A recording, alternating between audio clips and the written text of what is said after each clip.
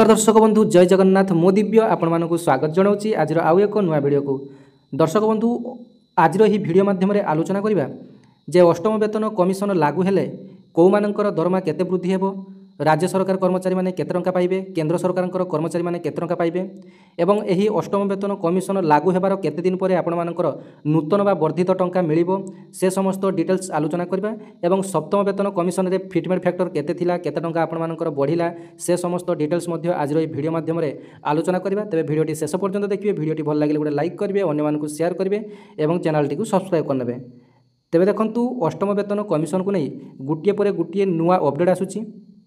एबे आसंतु संपूर्ण खबरटी कौन रही पढ़ी नेबा, तापर आपण मानकु मु डिटेल्स आपण मानकु कहिबी जे आपण मानकर 8 पे कमिशन केबे लागू हेबो, सप्तम वेतन कमिशन अनुसार फिटमेंट फैक्टरटी केते थिला केते टंका बढ़ी थिला डिटेल्स आलोचना करिया। प्रथमे खबरटी को जानि नेबा।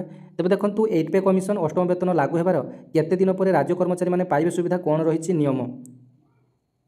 केंद्र सरकार अष्टम वेतन कमिशन लागू करने दिगरे एक बड़ पदक्षेप नहीं। एथिपाई किछि दिन तले मध्य कमिशन को मध्य सुपारिश करछंती अष्टम वेतन कमिशन को। तेबे एही कमिशन 1 जनवरी 2026 रु कार्यकारी हेबार आशा करा जाउची। एहा परे केंद्र सरकारी कर्मचारी मानकर दरमा वृद्धि हेबो, किंतु राज्य सरकारी कर्मचारी माने तुरंत एही सुविधा पाइबे नाही। आसंतु जानिबा अष्टम वेतन कमिशन लागू हेबार केते दिन परे राज्य कर्मचारी माने एहार सुविधा पाइबे ना। केंद्र सरकारी कर्मचारी मानक पई कार्यान्वयन समय सीमा केंद्र सरकारी कर्मचारी मानक पई अष्टम वेतन कमिशन जनवरी 1 2026 रु कार्यकारी हेबार आशा करा जाउची। कार्यकारी हेबा परे संशोधित दरमा भत्ता पेंशन सुविधा योग्य कर्मचारी मानक पई तुरंत कार्यकारी हेबो। तथापि बकेया एवं भत्ता सहित संपूर्ण कार्यान्वयन 2028 पर्यंत वृद्धि पाई पारे, कारण प्रशासनिक और आर्थिक प्रक्रिया रे समय लागे। वेतन आयोग मुद्रास्फीति और जीवनयापन खर्च रे परिवर्तन को विचार को नहीं प्रति 10 वर्ष रे दरमा संशोधन करने को लक्ष्य रखे। तेबे एबे आसंतु जानिबा राज्य सरकार कर्मचारी मानकर विलंब काहेकि हुए। जेहेतु वेतन कमिशन केंद्र सरकार द्वारा गठित, राज्य सरकार गुड़िक स्वयं चालित भाव में यार सुपारिश गुड़ी कार्यकारी करने को बाध्य नुहति। प्रत्येक राज्य नूतन दरमा ढांचा केबे ग्रहण करेंगे एवं यहाकू आदौ ग्रहण करेंगे कि ना नहीं ताहा स्वाधीन भाव में निष्पत्ति नियंती। केंद्र सरकार परे नूतन वेतन कमिशन लागू करने अनेक राज्य 6 मासरू 2 वर्ष समय नियंती। कार्यान्वयन नियम एवं बकेया जेतेबेले कौन राज्य सरकार नूतन वेतन कमिशन ग्रहण करने को निष्पत्ति नियंती, सेतेबेले संशोधित वेतन स्केल केबे कार्यकारी हेबो ताहा उल्लेख करी एक विज्ञप्ति जारी करती। जदिओ कार्यान्वयन को परे भी करा जाय परिबो, किंतु साधारणतः एही तारिखरु लाभ बंटन करा जायते जहाँ केंद्र सरकार कार्यकारी तारीख सहित समान। यार अर्थ हेउची जे जेतेबेले राज्य द्वारा वेतन कमिशन लाभ शेष मंजूर हुए, कर्मचारी मानकु कार्यकारी तारीखरु पुराणा एवं नूतन दरमा हार बकेया प्रदान करा जायଥାଏ। राज्यर आर्थिक क्षमता उपर निर्भर करी बकेया दरमा किस्ती प्रदान करा जायଥାଏ। एबे आसंतु संपूर्ण खबरटी जानि नेबा जे आपण मानकर पूर्व वर्ष फिटमेंट फैक्टर केते थिला। तबे देखंतु पूर्व वर्ष आपण मानकर फिटमेंट फैक्टरटी 2.57 आपण मानकर थिला। उभय केंद्र सरकार एवं राज्य सरकार ओडिशा राज्य सरकार फिटमेंट फैक्टरटी समान थिला। तेबे ही केंद्र सरकार अष्टम वेतन कमिशन लागू करबा परे परे संगे संगे केंद्रर जेते सब पेंशनभोगी एवं कर्मचारी रहिले केंद्र सरकार कर्मचारी सांगे संगे सेमाने टंका पाइजिबे, किंतु जो राज्य सरकार जेते सब कर्मचारी एवं पेंशनभोगी रहिले सेमानंको पई राज्य सरकार अन्य एक ढांचारे अर्थात फिटमेंट फैक्टरटी निजे स्थिर करेंगे। केंद्र सरकार जदि 2.57 देवे कि 3 गुणा देवे ताकू राज्य चाहिए मध्य कमेकी निज ढांचारे मध्य एही पे कमिशन टी स्थिर करिवो। अर्थात सरकार जदि 3 गुण टंका देवे, राज्य सरकार चाहिए ताकू कमे 2 गुण कि 1.5 गुण मध्य कर दे पारंती। सेटा राज्य सरकार संपूर्ण विचाराधीन अटे। तेबे एही पे कमिशन राज्य रे लागू हेबा पई प्रायतः 6 मासरू 2 वर्ष समय लागिजिवो।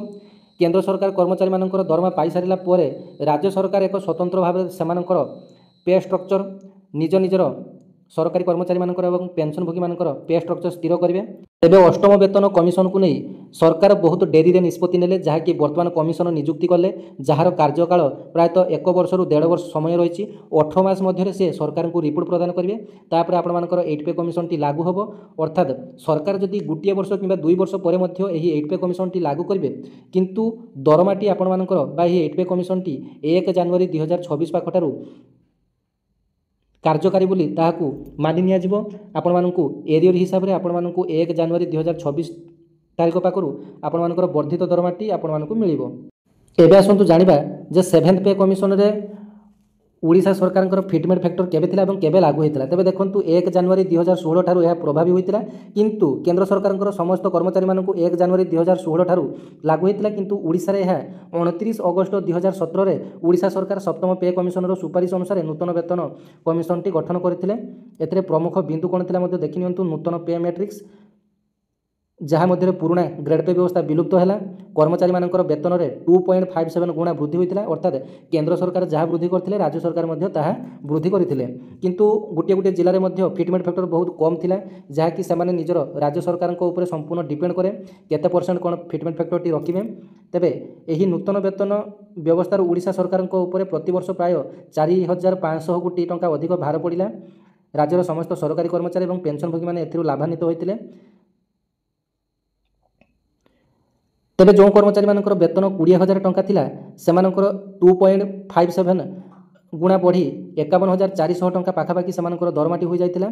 आसंतु केंद्र सरकार कर्मचारी मानकर सप्तम वेतन कमिशन केबे लागू होइतिला जानि नियंतु जे केंद्र सरकार कर्मचारी मानक पई सप्तम वेतन कमिशन टी 2016 मसिया जनवरी 1 तारिख रु लागू होइतिला जोंथिरे किछि मुख्य वैशिष्ट्य थिला ताकू मध्ये जानि नियंतु ना एही कमिशन पुराना पे बैंड एवं ग्रेड पे व्यवस्था को बदलाई नूतन पे मैट्रिक्स व्यवस्था आनी एही मैट्रिक्स रे कर्मचारी मानकर पदवी वेतन स्तर एवं वार्षिक वेतन वृद्धि स्पष्ट भाव में दि जाइथिला।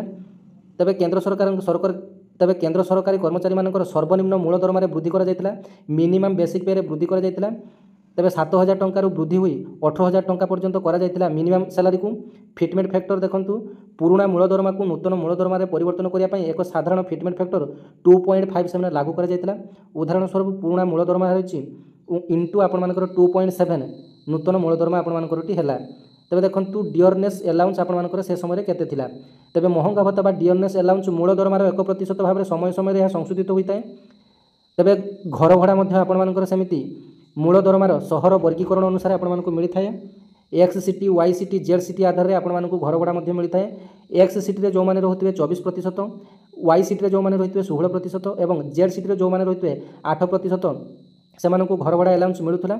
बर्तमान डीए 50% अतिक्रम कराया एचआर यथाक्रमे 30%, 20% और 10% को वृद्धि पाई। अनेक पुराणा भत्ता को उच्छेद कर किसी नूतन भत्ता को जोड़ा जाता। तेबे वार्षिक वेतन वृद्धि हार पूर्वपरी 3% रखा जाइए अर्थात एनुअल इनक्रिमेंट आपण मानकर वर्ष को 2 थर हुए गोटे है जनवरी में अन्यटी है जुलाई में हुए। तेबे आपण मानकर जॉइनिंग अनुसार आपण मानकर इनक्रिमेंट टी बढ़ी थाए। तेबे वर्ष को 3% लेखाएं आपण मानकर इनक्रिमेंट करिवार व्यवस्था रही। पेंशन भोगी मानक पई पेंशन संशोधन करा जाइतिरा।